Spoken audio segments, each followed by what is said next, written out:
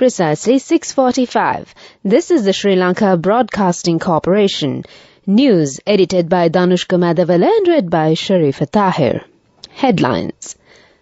The government says the aim of the proposed Broadcasting Regulation Commission Act is to safeguard the media freedom in the country. Government to recruit 39,000 teachers soon, says Minister. Landslide early warnings are issued to 5 divisional secretariats of the Kalathura district will be effective until 4 p.m. today. FAO is to support the Ministry of Health to enhance Sri Lanka's food safety policy. Visiting U.S. top official discusses Sri Lanka's economy and stability with government leaders. Foreign news, thousands flee floods after dam collapse in Ukraine. In sports, third and final ODI between Sri Lanka and Afghanistan will be played today. Moving on to local news in detail. Minister Dr. Bandula Gunawardena says that it is the aim of the proposed Broadcasting Regulation Commission Act to create and safeguard the media freedom in the country. This act was proposed after lengthy discussions held for many years. The minister said that the government is ready to discuss the ideas and opinions in this regard. Education Minister Dr. Susil Premjanta yesterday said that there has been a huge shortage of teachers due to the increase in teacher retirements last December, and the government is working to recruit 39,000 teachers to fill the shortage of teachers. The Minister of Education said this in a reply to a question raised by opposition leader Sajith Premadasa in Parliament. Commenting further, the Minister said that 7,500 teachers from National Colleges of Education will be recruited on the 16th of June. The Minister said that measures will be taken to recruit 26,000 trainees who are currently working in the government service after subjecting them to an examination. The National Building Research Organisation, NBRO, has issued landslide early warnings to 5 divisional secretariats of the Kalathura district. Accordingly, a Level 2 landslide early warning has been issued to the Matugama and Palindanuwara divisional secretariats. Balalavita, Bulat Sinhala and Agalavata divisional secretariats have been issued Level 1 landslide early warnings. This will be effective until 4 p.m. today. This is the Sri Lanka Broadcasting Corporation giving you the news. Continuing with more stories here at home. The Food and Agriculture Organization of the United Nations, through the European Union funded Best Standardized Practices for the Agri-Food Sector project, will support the government to establish a well-coordinated food safety system in the country. Through the €6.5 million project, FAO will work closely with the Ministry of Health to implement institutional revisions in the country's food safety policy and regulatory framework towards adopting preventive risk-based measures across the supply chain. The current food safety regulatory policies in Sri Lanka focus largely on end product checks and regulations. Governed by a regulatory framework established in 1980, the challenges facing Sri Lanka's food safety sector include weak regulatory and institutional frameworks that have led to vulnerabilities in supply chains and infrastructure, as well as an approach that does not consider every aspect of the food supply chain from farm to table. To respond to these gaps, FAO will also work with the ministries related to agriculture, livestock development and fisheries sectors, as well as other agri and food sector stakeholders, including private enterprises, SMEs, and consumers, to achieve a complete transformation of food safety standards in the country via institutional as well as attitudinal shifts.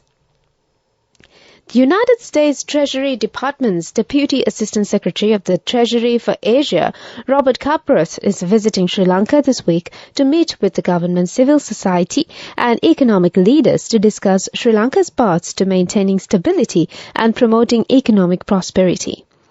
Deputy Assistant Secretary Kaprath, accompanied by the U.S. Ambassador to Colombo, Julie Chang, met with Sri Lankan President Ranil Wickremesinghe yesterday. During his meeting with the President, the Deputy Assistant Secretary reaffirmed the United States' long-standing support for Sri Lanka, spanning over 75 years of diplomatic relations. He reiterated the commitment of the United States to working together with Sri Lanka to achieve its shared vision of a stable, prosperous country. The top U.S. official and Ambassador Shang also met with the Foreign Affairs Minister Ali Sabri Tuesday at the ministry. That's local news for the moment.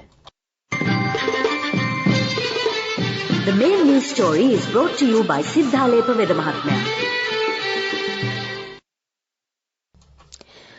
Participating in the opening session of a workshop on database statistics for administration, State Minister of Finance Shehan Semasinga said, responding successfully to challenges and shocks, Sri Lanka's future decision-making can only be done on the basis of data and statistics. Minister Semasinga today inaugurated the high-level meeting on unlocking the power of administrative data for producing official statistics at the Ministry of Finance with the support and collaboration the Department of Census and Statistics has received from the United Nations Department of Economics and Social Affairs and the United Nations Statistics Division. The main news story was brought to you by Siddhalepa Veda Mahatmya. And on Watchlight, the examination department requests the candidates appearing for the GCE ordinary level examination to call the hotline 117 if they are facing a disaster situation due to the prevailing rainy weather and need assistance. Commissioner General of Examinations Amit Jayasundara informs the exam candidates to pay close attention to disaster situations and take steps to deal with them in advance. That came to you on Watchlight. Moving on to world news headlines. Thousands flee floods after dam collapse in Ukraine. More than 80 bodies unidentified after India train crash. Singapore to hold final horse race after more than 180 years. Moving on to world news in detail. Thousands of people are being evacuated downstream of a major dam which has collapsed in Russian-held Ukraine. President Zelensky said 80 towns and villages were at risk of flooding after the destruction of the dam at Nova Kakhovka, which he blamed on Russia. Water is surging down the Dnipro River and is set to pose a catastrophic flooding risk to the city of Kherson. Russia has denied destroying the dam, which it controls, instead blaming Ukrainian shelling. The Kakhovka Dam is crucial in the region. It contains a reservoir which provides water to farmers and residents as well as to the Zaporizhia nuclear power plant. It is also a vital channel carrying water south to Russian-occupied Crimea. 5 days after a deadly 3-train crash killed 288 people in India, more than 80 bodies remain unclaimed. The crash on Friday evening in the state of Odisha involved 2 passenger trains and a stationary goods train. More than 1,000 injured were taken to hospitals for treatment. Many families say they are still looking for loved ones. The deadly collision is India's worst rail accident this century. On Tuesday, Odisha's Chief Secretary Pradeep Jain said the official death toll rose to 288 from the previous figure of 275, while 83 bodies remained unidentified. The crash saw a passenger train derail after wrongly entering into a loop track by the side of the main line and colliding with a stationary goods train that was parked there. Its derailed carriages then struck the rear coaches of a second passenger train going in the opposite direction. Finally, on world news, the more than 180-year-long history of horse racing in Singapore is set to draw to a close. It has been announced that the small Southeast Asian nation's only racecourse, Singapore Turf Club, will hold its final meeting next year. The country's government will take back the 120-hectare site, which will be used for public and private housing. Queen Elizabeth II, who was an avid racegoer and racehorse breeder, has an event named after her at the course. Her late Majesty presented the inaugural Queen Elizabeth II Cup during a visit to Singapore in 1972. She attended the feature race a second time in 2006. That came to you on World News. Development News is brought to you by Vacancies for women from Deshakti Lanka for housemaids in Kuwait, Oman and Saudi Arabia for ages 23 to 58 years. Contact number 037 7500 500. Addressing to the 20th IISS Shangri-La Dialogue in Singapore recently, Chief of Staff to the President and National Security Advisor Sagala Ratnayake said that all stakeholders should enter into a positive dialogue to develop security cooperation in the Indian Ocean region. Sagala Ratnayake led the Sri Lanka delegation to the 20th IISS Shangri-La Dialogue, Asia's premier security summit held in Singapore from 2nd to the 4th of June 2023. The highly anticipated summit commenced on the 2nd of June with a powerful keynote address delivered by the Australian Prime Minister Anthony Albanese. Throughout the event, a series of plenary sessions delved into various crucial geopolitical issues encompassing the establishment of a stable and balanced Asia-Pacific, the resolution of regional tensions, the evolution of maritime security in Asia, U.S. leadership in the Indo-Pacific, and China's latest security initiatives, among other topics. Vacancies for women from Deshakti Lanka for housekeepers, home cooks, caretakers and home nurses in Kuwait, Oman, Saudi Arabia and Singapore for ages 23 to 57 years. Salaries starting from 156,000 rupees. Interviews with foreign agents are now on. Come whether you have a passport or not. Branches, Colombo, Kurunagala, Anuradhapura and Matara. Contact number 0377 500 500. And on sports news, the third and final ODI between Sri Lanka and Afghanistan will be played in Hambantota today. Both teams have won one match, and this match is crucial for both teams to win the series. Chinese players Liang Wenbo and Li Hang have been handed lifetime bans for their involvement in snooker's biggest match-fixing scandal. 8 other players, all from China, have received bans ranging from 20 months to 5 years and 4 months from the World Professional Billiards and Snooker Association.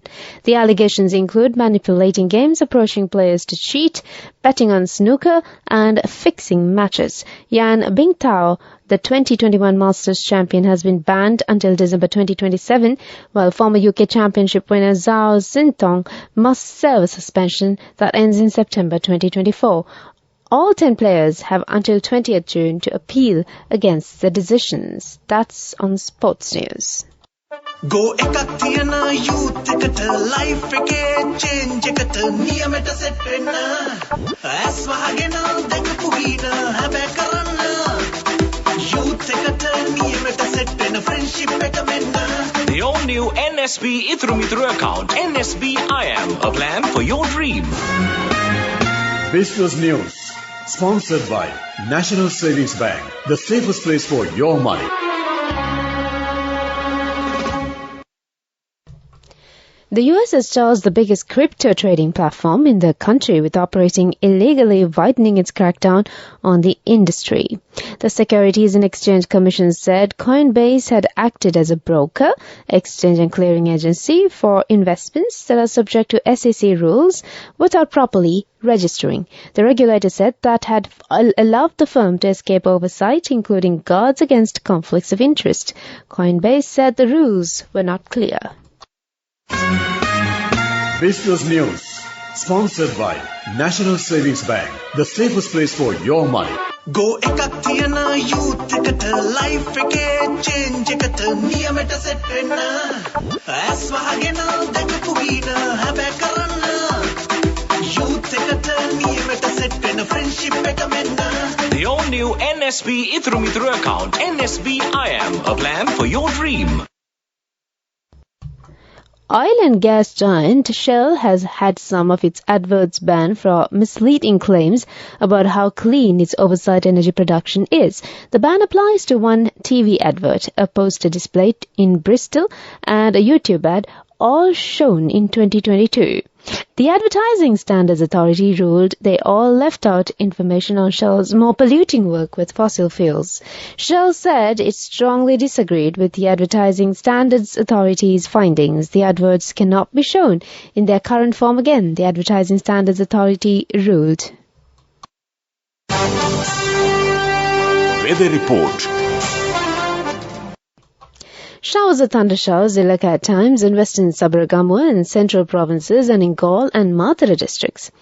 Fairly heavy showers, about 100 millimeters, are likely at some places in the Sabaragamuwa province and in Golmatara and Kalatura districts. Several spells of showers will occur in northwestern province. Showers or thunder showers will occur at several places in Uva province and in Ampara and Batiklo districts during the evening or night. Strong winds about 40 to 45 kilometers per hour can be expected at times in northern and north central provinces and in Hambantota Puttalam and Trincomalee districts. That's the weather update, and before we wind up this bulletin of news, back to the headlines. The government says the aim of the proposed Broadcasting Regulatory Commission Act is to safeguard the media freedom in the country. Government to recruit 39,000 teachers soon, says Minister. Landslide early warnings are issued to 5 divisional secretariats of the Kalatura district will be effective until 4 p.m. today. FAO is to support the Ministry of Health to enhance Sri Lanka's food safety policy. Visiting U.S. top official discusses Sri Lanka's economy and stability with government leaders. Foreign news, thousands flee floods after dam collapse in Ukraine. In sports, third and final ODI between Sri Lanka and Afghanistan will be played today. With that, we conclude this bulletin of news.